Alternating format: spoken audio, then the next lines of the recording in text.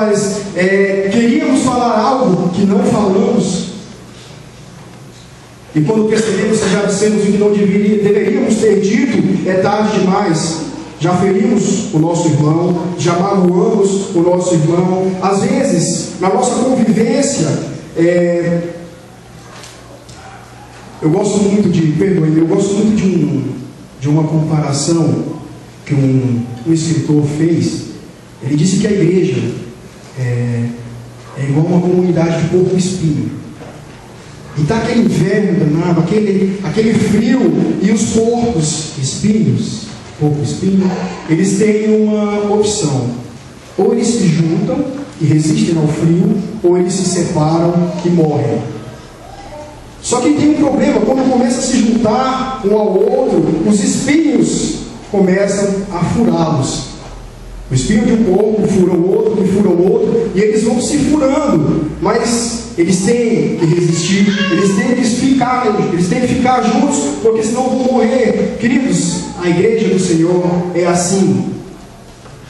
É muita ilusão minha achar que sou perfeito. É muita ilusão minha achar que não tenho defeito algum. Então, se eu me acho perfeito, eu começo a observar o defeito de todos.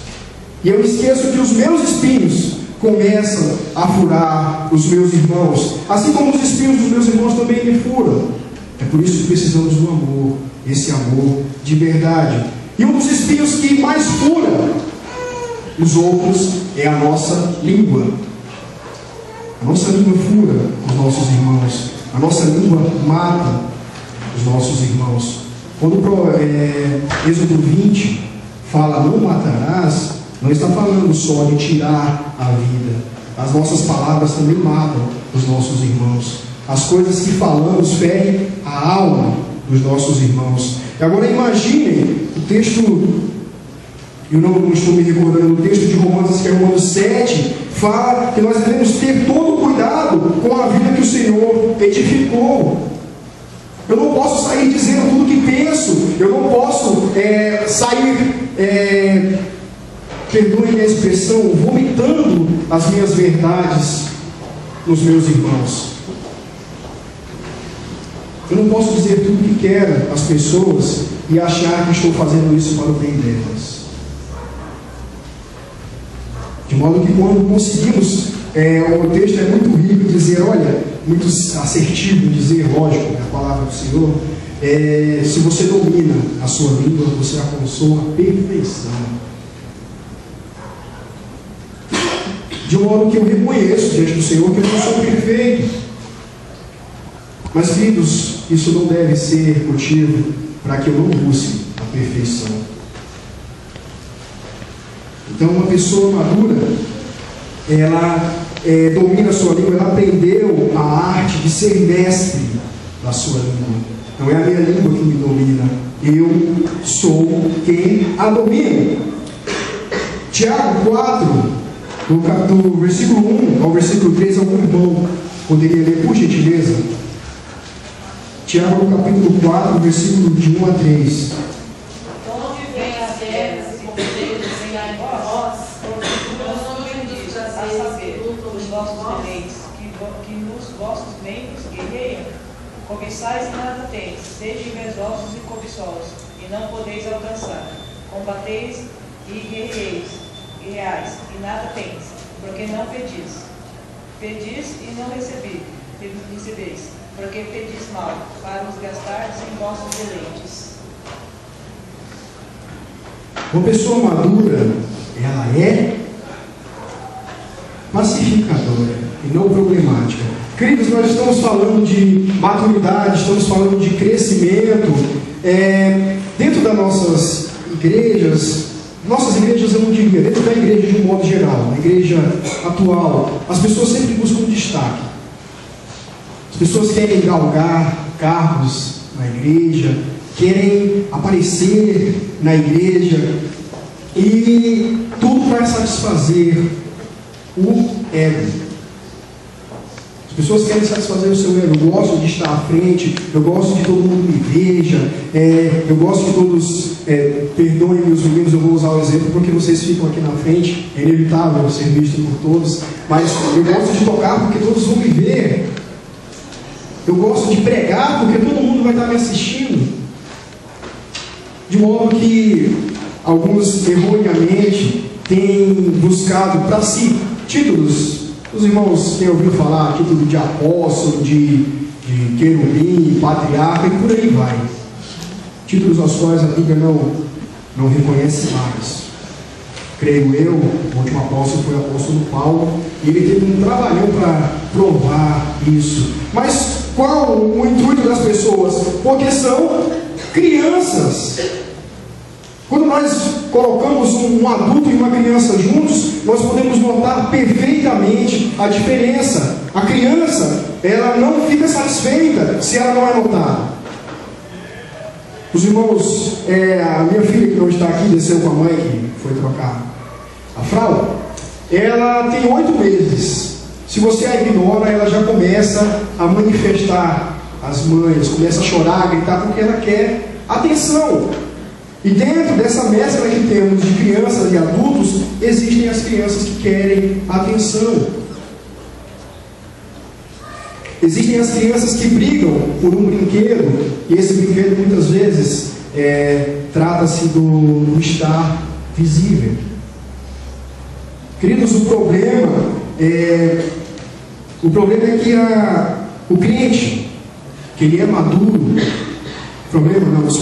a questão é que o crente que é maduro, ele não briga por coisas pequenas, ele trabalha para que o menor venha a crescer.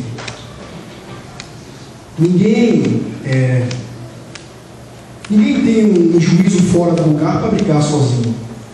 Então, se o meu irmão que é imaturo quer brigar, e eu, que sou maduro, não quero, ele não vai brigar sozinho. Mas às vezes, por querer satisfazer o meu ego, nós vivemos nesse conflito, e eu quero tirar do meu irmão, porque meu irmão está errado, eu estou certo, eu quero que a verdade que está comigo prevaleça, e eu não estou disposto a abrir mão. Não da verdade. Da verdade não se abre mão. Eu tenho que abrir mão muitas vezes da razão por amor ao meu irmão. Depois, em uma outra oportunidade, em uma outra ocasião, eu trato de explicar a ele. Quando os ânimos estão à flor da pele, quando as pessoas estão alvoroçadas, não é hora de esclarecer a verdade. É bom que venhamos a esperar o tempo, espere os ânimos acalmarem, e depois é uma oportunidade excelente para se conversar. O crente maduro, ele é pacificador. Ele gosta que a paz reine dentro da casa do Senhor. Ele trabalha para isso, ele se doa para isso. Queridos, e quando acreditamos em algo, trabalhamos para algo, nós temos que pagar o preço pelo que cremos.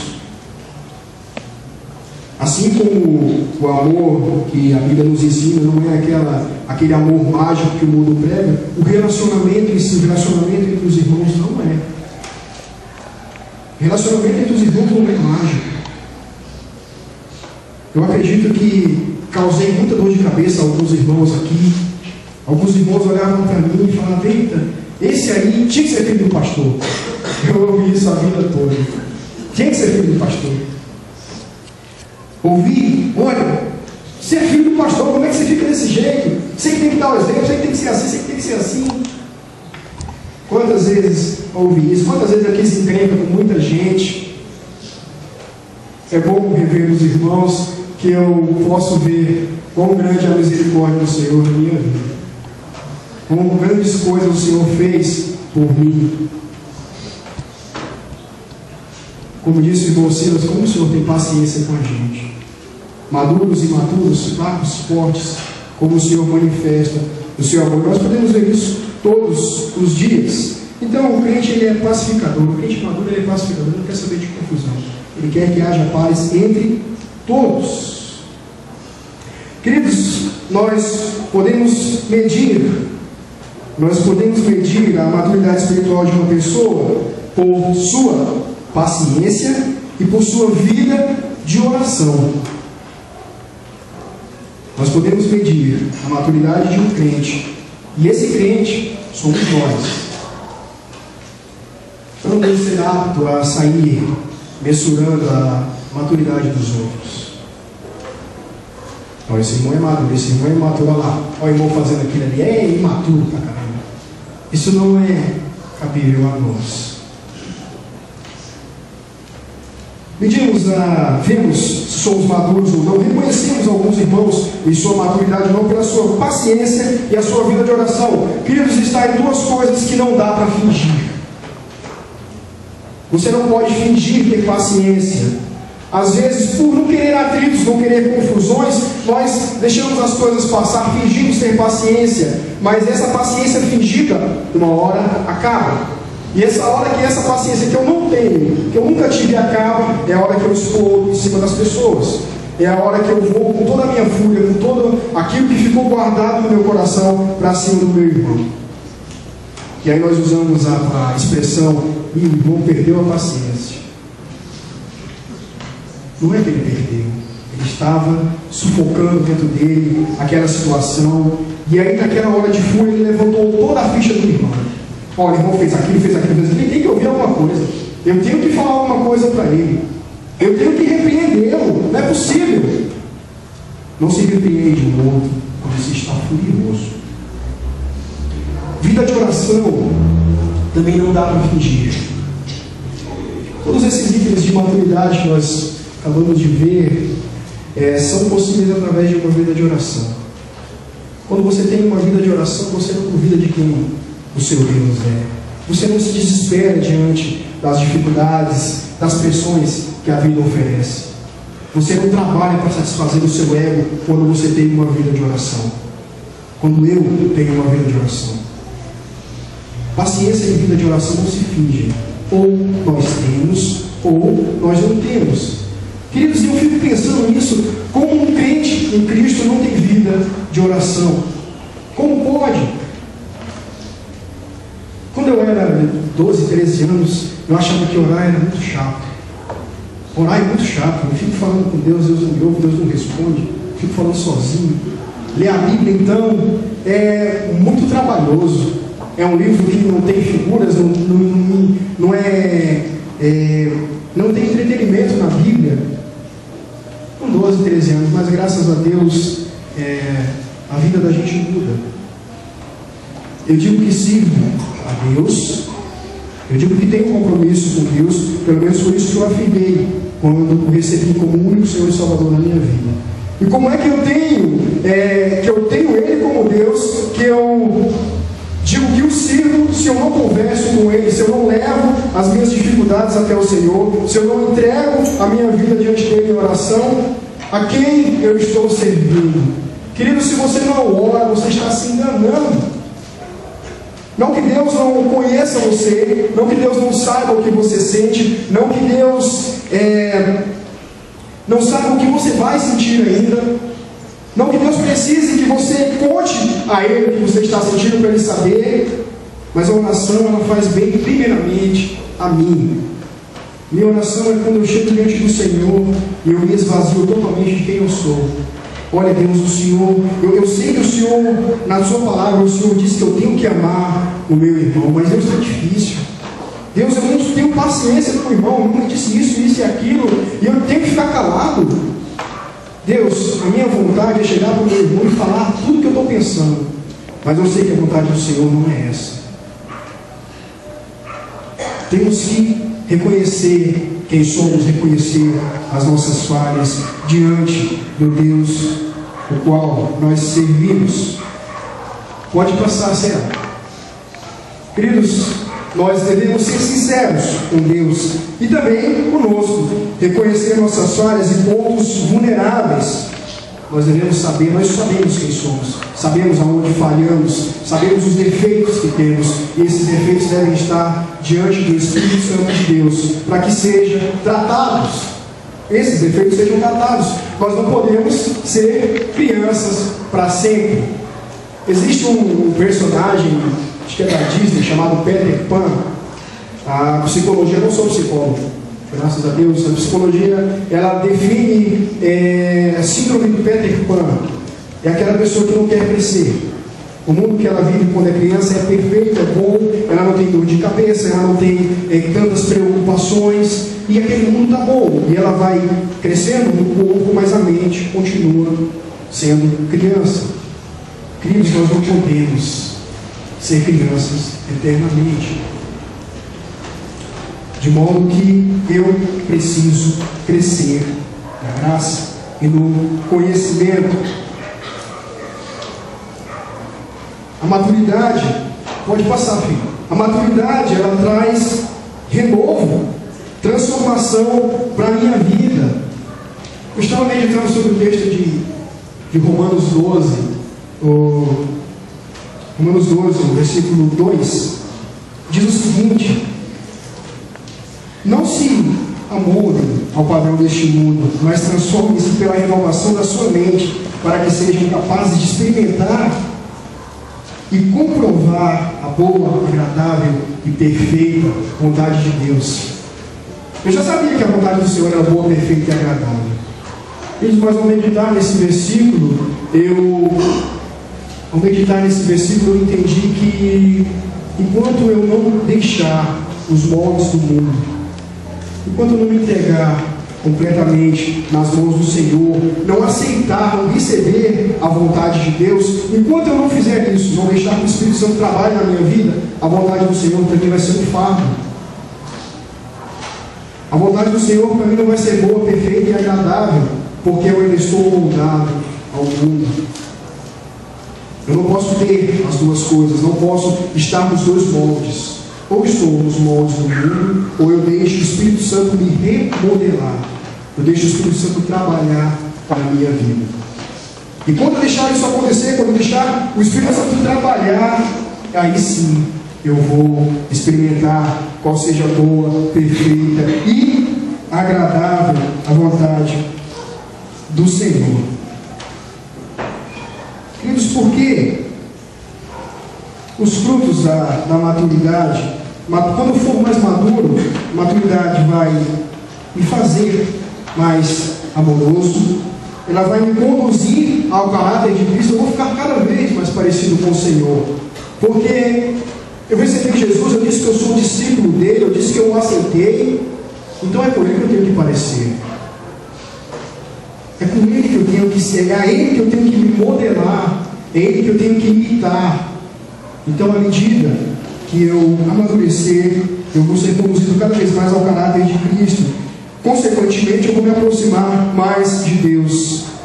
Isso vai fazer com que eu deseje cada vez mais o céu. Não que eu queira morrer logo. Ai, Deus, eu quero morrer logo, eu quero ir para o céu. Mas eu desejo o céu. Querido, se o crente maduro ou imaturo não deseja o céu, há algo errado na vida dele, porque o Senhor veio, o Senhor nos resgatou, o Senhor colocou uma mensagem em nós para que nós transmitamos essa mensagem às pessoas, e um dia o Senhor prometeu que voltaria e nos levaria. A partir do momento que eu me firmo nessa terra, que eu me prendo aos valores desse mundo, que eu me moldo ao mundo, que eu mantenho-me preso aos seus conceitos, eu perco a visão do céu e eu já não sei mais para onde estou indo. Se eu não sei para onde estou indo, eu não preciso me preparar para ir ao céu. Não posso perder a visão do céu, porque se a minha segurança está aqui, na minha vida só vai dar frustrações. A vida que Jesus promete em João 10:10, olha, eu tenho vida para você e vida em abundância. Essa vida eu só posso desfrutar quando eu não tirar os meus olhos do céu, porque é para lá que eu estou indo. Começamos a nossa mensagem com o texto do apóstolo Paulo, um homem que largou tudo que tinha, riquezas, os cursos que tinha, a profissão que tinha. Em determinado momento ele não exercia mais a sua profissão, largou tudo que tinha, todo o conhecimento, e Paulo conhecia muito. Em determinado momento ele chega aos Gálatas, ele fala, olha, isso aqui, Gálatas 6, acho que versículo 7, ele fala, olha, isso aqui diante da cruz de Cristo é lixo, não tem valia alguma, porque o meu alvo é o céu. Queridos, nós, crentes em Cristo, velhos, novos, grandes, pequenos, precisamos amadurecer. Quando amadurecermos, nós vamos experimentar o que uma expressão que se usa muito é o melhor de Deus para as nossas vidas. Assim como Paulo fazia, olha, eu quero falar outra coisa a vocês, mas vocês não estão em condições de receber.